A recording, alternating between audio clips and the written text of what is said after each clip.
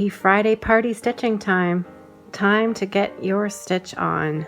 Time to get my stitch on. Because boy, it's been a week. Just like every week, right? I owe everybody a really, really big thank you for yesterday. For all of your kind words for Sarah and all of your well wishes for the family and for her health. If you have no idea what I'm talking about, we had a small medical emergency yesterday morning with my daughter Sarah, who's 16, and ended up with a trip to the hospital in an ambulance. And long story short, she's fine. So she will be fine. We're still not sure exactly what caused it, but long story short, she's fine. And I appreciate everybody's well wishes and kind words. It was extremely heartening last night to read everybody's comments and what you had to say. It was truly very kind, and thank you. So I thought today that I would start out with I've had a number of people ask me about the Bargello tuck, which Letitia, Crafty Curator, mentioned on her Stitch With Me video last week. That is something that I think she said she learned it from me. I could be mistaken about that. I watched a lot of FlossTube last weekend, but I have a soft spot in my heart for Letitia. So if it is her, definitely go check her videos out because they're wonderful. And Letitia mentioned the Bargello tuck, and then I had a few people ask me, what the heck is the Bargello tuck? And I thought I would show you. I thought I would start out today just by showing you. Now, of course, the piece that I'm working on today, the sort of muted colors, it's a little difficult to see, but I think you're going to get the idea of it. You can see how my needle is stuck in the backs of some of my stitches here. So you all know I've had some angst with the colors that I've been choosing for this piece. I did choose to take out the white that I had in here because I liked it in this motif, but when I went to use that sort of off-white in there are some, you can see here, see the snowflakes that are just here and around by the bird. That's back stitching. And it's one strand and it was disappearing into the fabric. So I wanted these snowflakes to show. And I also wanted all of my white to match. I didn't want to have one shade of off-white and then everything else be a much brighter shade of white. So I'm trying, and it's trial and error. So I'm going to try just a DMC white. I think it will show up a bit more than the off-white that I was using before. Anyways, we'll go with that. We'll see how it works. So I'm just about to start the new thread. And so this is how I start every single thread that I add to my work, as long as it's not the very first strand. Or, if I have a few stitches that are sort of off in the middle here in the distance, then I will use something called a pin stitch. And I know that there's been lots of tutorials done out there on the pin stitch. It's a very, very useful trick to know on how to not have to carry thread across a long distance of fabric, is to just do that nice little pin stitch. But anyways, again, lots of other tutorials on that. This is the Bargello tuck. It's a very, very simple thing with a fancy name. That's really all it is. And I suspect a lot of you are already doing it anyways. You just maybe didn't know that that's what it was called. So all I do is you run your needle approximately around where you want to start your stitching. I usually run it under 4 or 5 of the backs of the stitches, and I'm not catching all of the threads from those stitches, just enough so that it's going to tack and anchor my thread down. I run my thread through carefully because I like to hide the end of my thread underneath those stitches. So you can see that. Then I don't have to go in and clip anything off after because I'm lazy like that. Why add an extra step? So Now what you do is, so you can see I have the first part of my stitch under 4 or 5 stitches, and don't pull too hard because obviously it'll just come right out. Then you take your needle and you go back around the same direction that you sewed your thread in the first time. I take the last 1 or 2 strands of whatever thread at the back that it's coming out of. So I'm going back around the last 2 strands, and I'm going to take my thread through, and I'm going to just tuck that thread right around those last 2, and you can see I can give it a nice strong tug, and it's securely anchored into the back of my work. There is absolutely no extra thread showing. It's neat and tidy, and I'm ready to go. I'm ready to go to the front of my work and start my stitching. So I'm just going to pause the video here and reorient myself so that I don't knock the camera right off the stand here. Okay, back again. So since I've already done this once, I already know what I'm doing, so I don't need to keep checking my pattern this time. Now it'll be a pain in the patoot if this looks exactly the same as what I just ripped out. So fingers crossed that this does the trick and looks just a little bit brighter than what I had last time.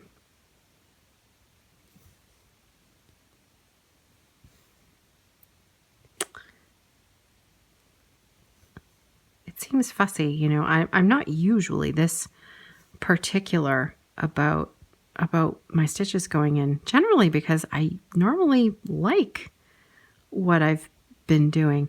But for some reason, this piece, more than anything else I think I have ever worked on in the past, has given me a little bit of indecision feeling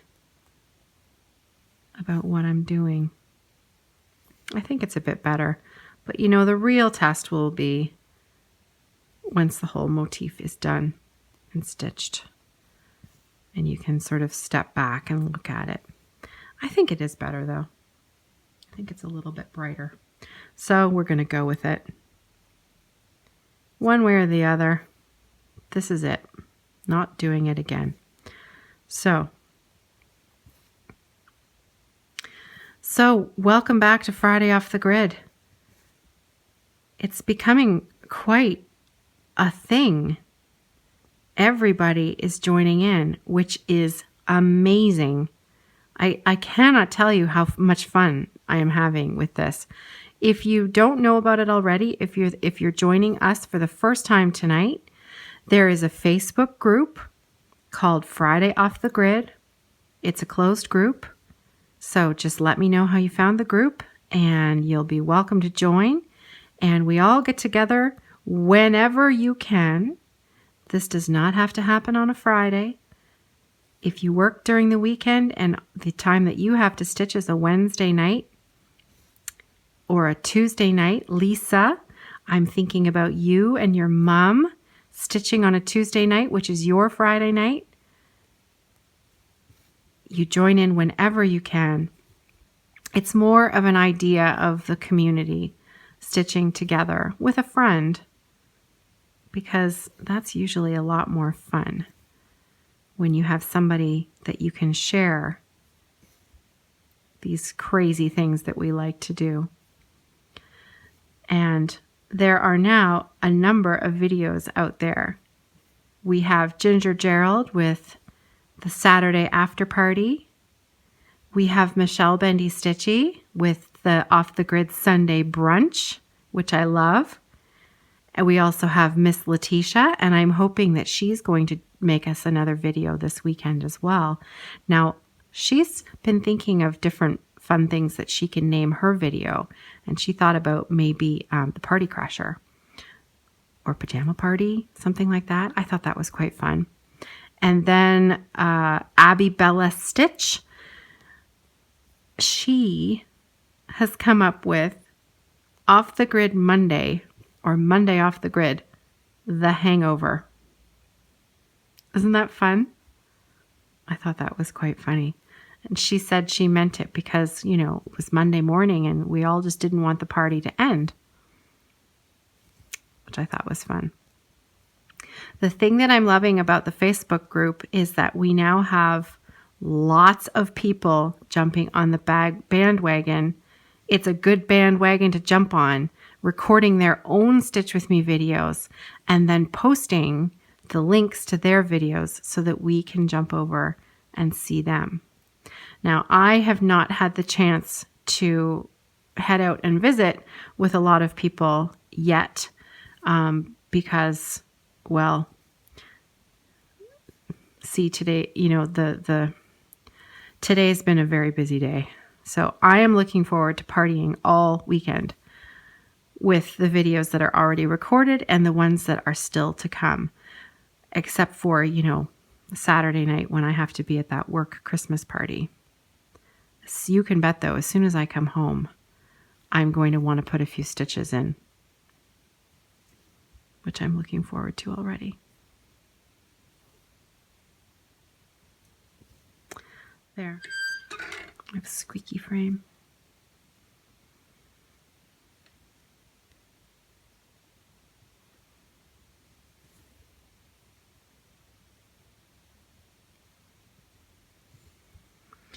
So I was looking up, someone mentioned you should do some tags on your video. And I have to admit that I wasn't cool enough to know what that meant. So I asked because, well, there are no stupid questions, right? So I asked what the heck that meant.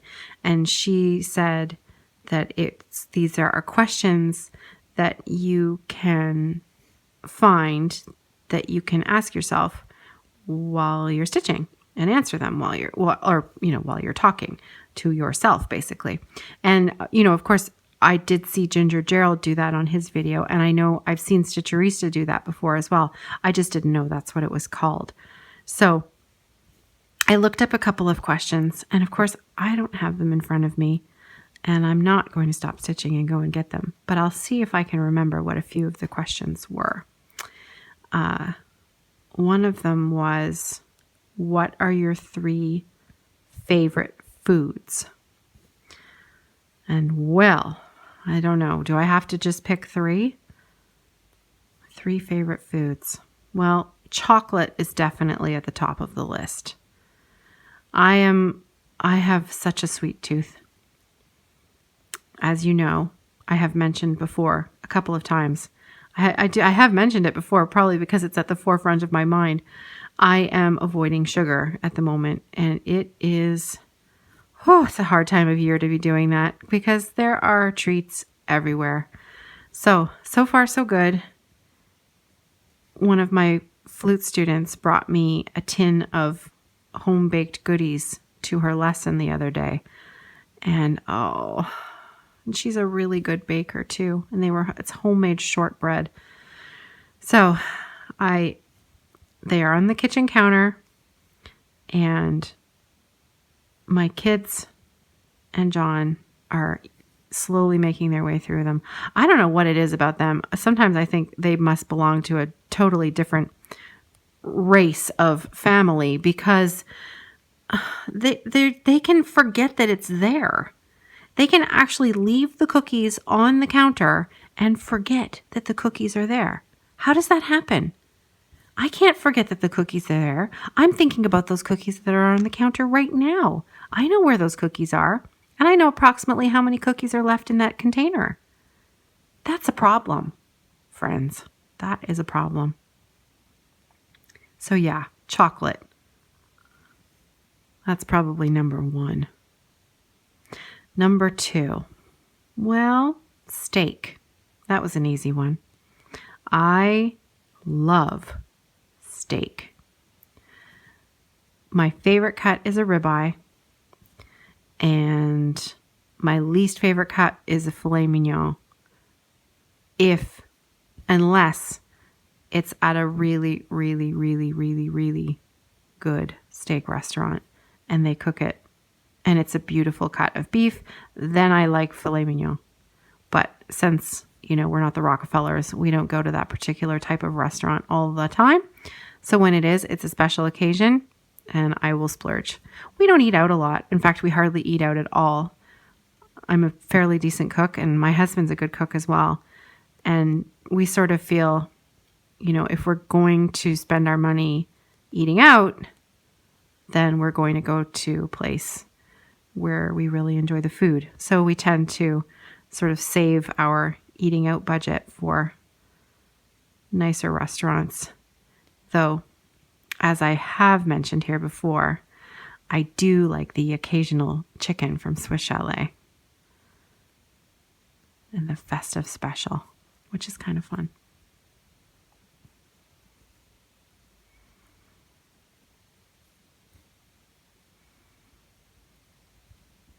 Almost there. Now, can I make the last few stitches with this thread? I don't know. We'll see.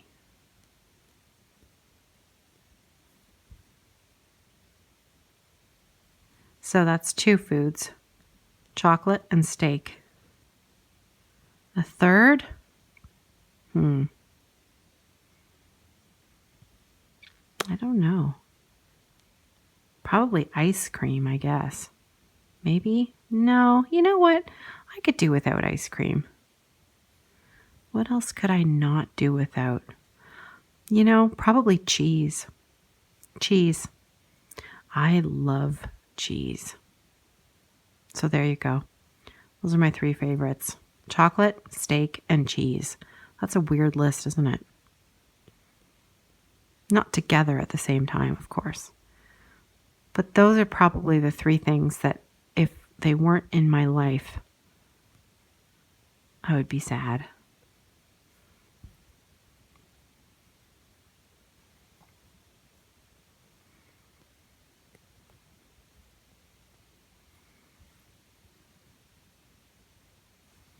One more.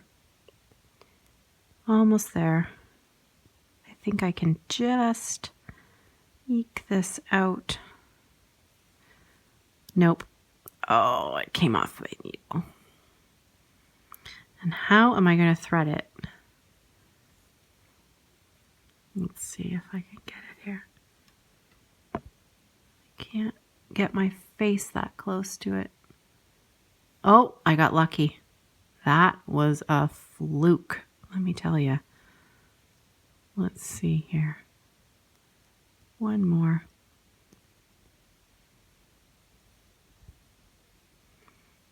There. Done.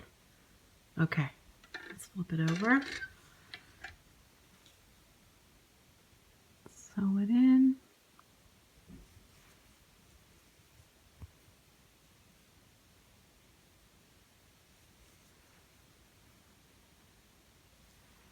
If there are any other questions that I've missed and not answered yet, please let me know.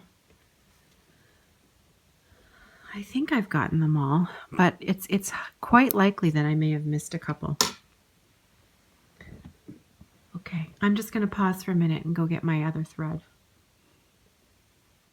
Okay, so I'm going to add in a little line of Classic Colorworks Blue Moon. This is going to be going along this side of the design. And a few more in the middle of the little X there. So let's see what we've got here.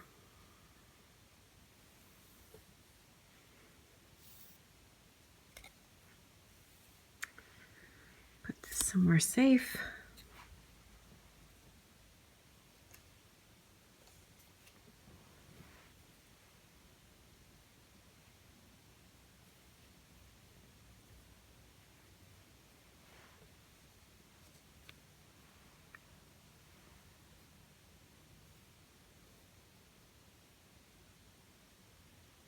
There we go. All right, let's get started here. Thread this in the bottom. It's really interesting to me to watch where people start their work, whether they start at the bottom corner, whether they start in the middle, or do they start from the top down. I'm usually consistent with the bottom left corner, especially with really big designs. I like to work from the bottom up, which is kind of funny, but there you have it.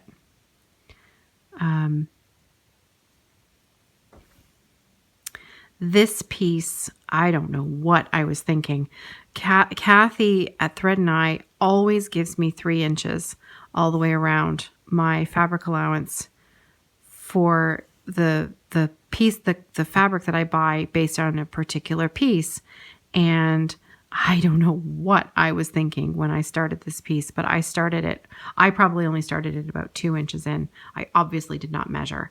So I only have about 2 inches on the left-hand side, which is going to give me a rather large space on the right-hand side when I'm done, but I am not ripping this piece out again. Forget it. It's staying. And Neil, her husband, who is the framer of the business, he'll have to work his magic on it, which I'm sure he can. It's either that or I might turn it into a wall hanging.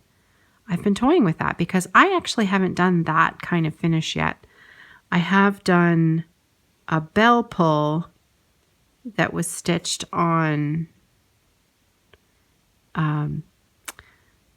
what's it called? That fabric that is already finished on both sides. Oh, the name of it has completely escaped me. What is that called? Sometimes it has a design up the side of each border. You know what I mean. I know you know what I mean, and I cannot for the life of me think of what the name is. Anyways, it'll come to me later, probably at midnight tonight. But, maybe somebody will comment on this before midnight tonight and put me out of my misery. Anyway, I have done a bell pull using that fabric before, and I did the Ink Circles turtles all the way down, which was such a fun stitch. I really, really enjoyed that one. Maybe I'll show that in Monday's show and tell. I stitched it for Nicholas. It hangs up in his room. It was really, really fun.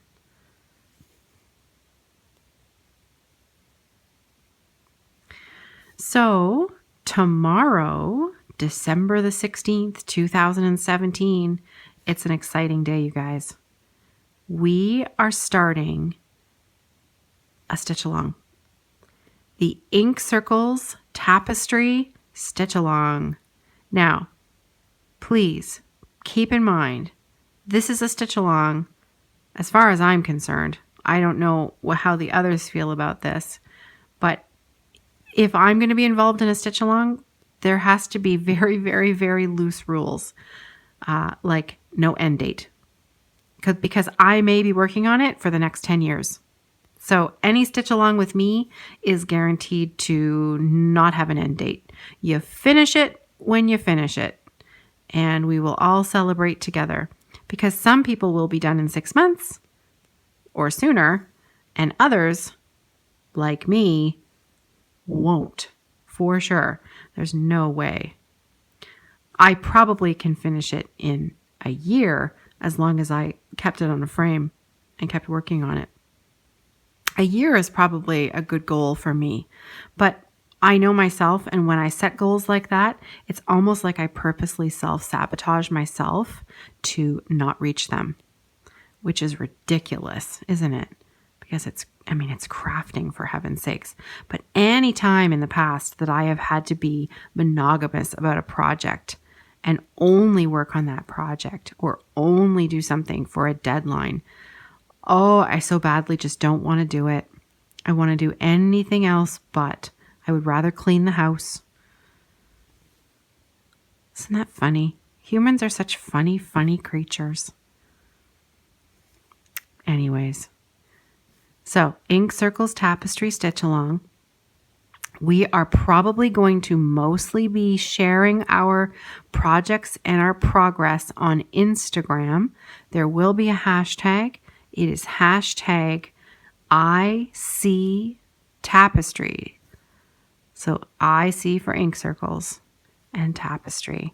I did put a post up on Instagram yesterday or the day before. I can't remember. My days are blurring into each other, with my fabric and the picture of the pattern and the floss toss.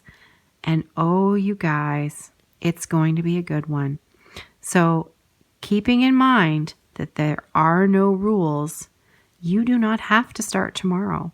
If you don't have your supplies yet, or if you don't watch this video or hear about this stitch along until January 2019, I suspect we will still, or at least there will still be a few of us stitching it at that point.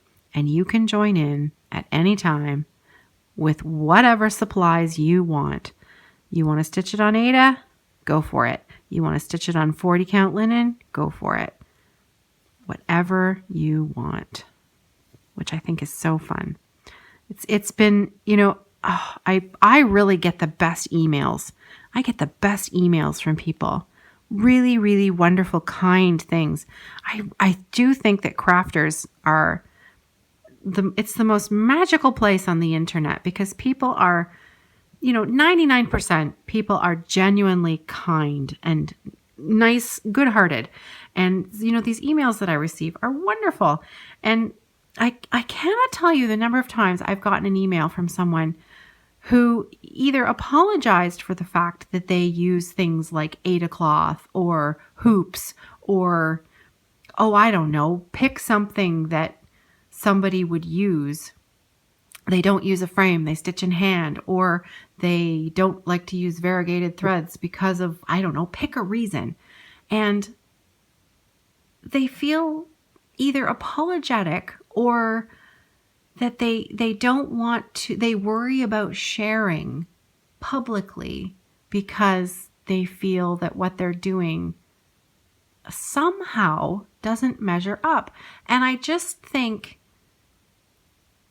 I don't understand how that would possibly ever be a thing, because we're all stitchers. I use Aida. I use hoops. I sometimes stitch in hand. It depends on the thing. It really depends on the project. Every single one of my landmark designs are done on Aida cloth, and I loved every single stitch. It was the perfect fabric for that project. I still have 5 more to stitch. They are all on Aida cloth. I love it. It's a beautiful fabric, and it's there for a reason. If that's what you like to stitch on, why is that wrong? Why is that a bad thing? It's not a bad thing. It's a good thing.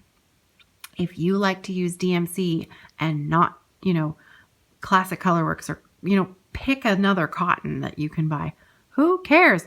DMC is fabulous. If you prefer Sullivan's, if you prefer Anchor, who cares? It's all stitching. We're all doing the same thing together. And I could give a flying fig what you use or what you don't use. If you're stitching, then we're stitching together. And it doesn't matter whether it's, on a floor frame that you ordered on the internet, or you have a local needle workshop, or you don't have a local needle workshop. It doesn't matter one bit, because this is, it's a passion, isn't it? We're all doing the same thing. It's just making thread pictures on fabric. That's all it is. So whatever floats your boat floats my boat as well. And I think we're all pretty awesome. So there you go. End of my little soapbox. Stitch what you want, whenever you want, on whatever you want, with whatever you want, and have at it. Good. Okay. So speaking of having at it, what have I done here? Where am I going? Oh, I completely lost my pattern train of thought. I'm going to have to check here and see whether I think I might have to sew that in a couple of stitches. Yeah. It's light enough that I don't think it will show, because I need to do it up in this little quadrant right there. So I'm going to just, I'm going to carry that thread a couple of stitches. I'll show you what I'm doing here. Remove this.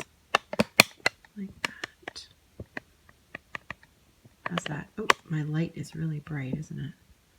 There. So you can see this is where I've ended the stitching, and this is where I have to go.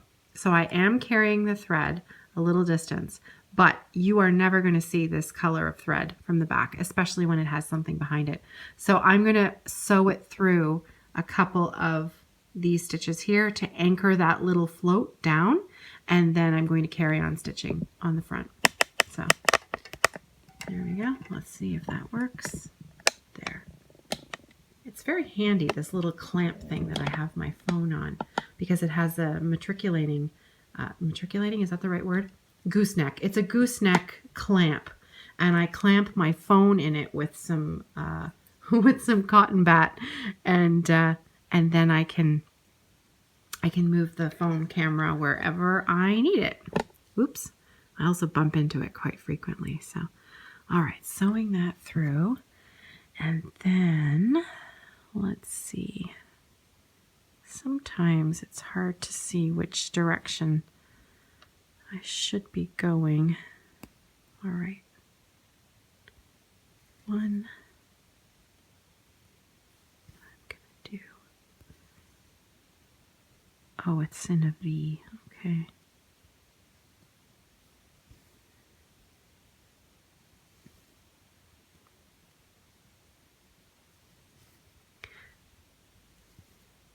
Two, three,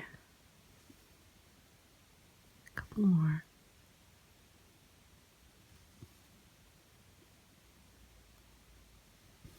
Two,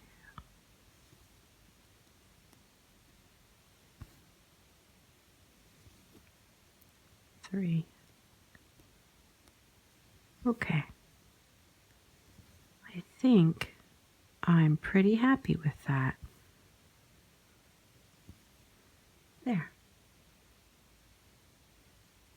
Yeah, not too bad. Now for some reason my white looks brighter on this side than it does on this side.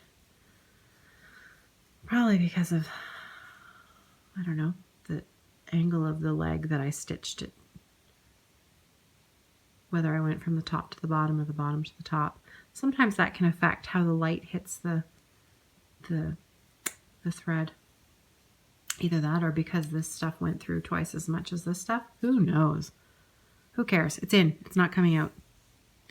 I may have to stitch those snowflakes with two strands. I don't know. To see. Anyways, folks, I think I'm going to sign off for this video. And please, if you want to continue your party on this evening, head on over to the Facebook group and have a peek at some of the other videos that are being posted there.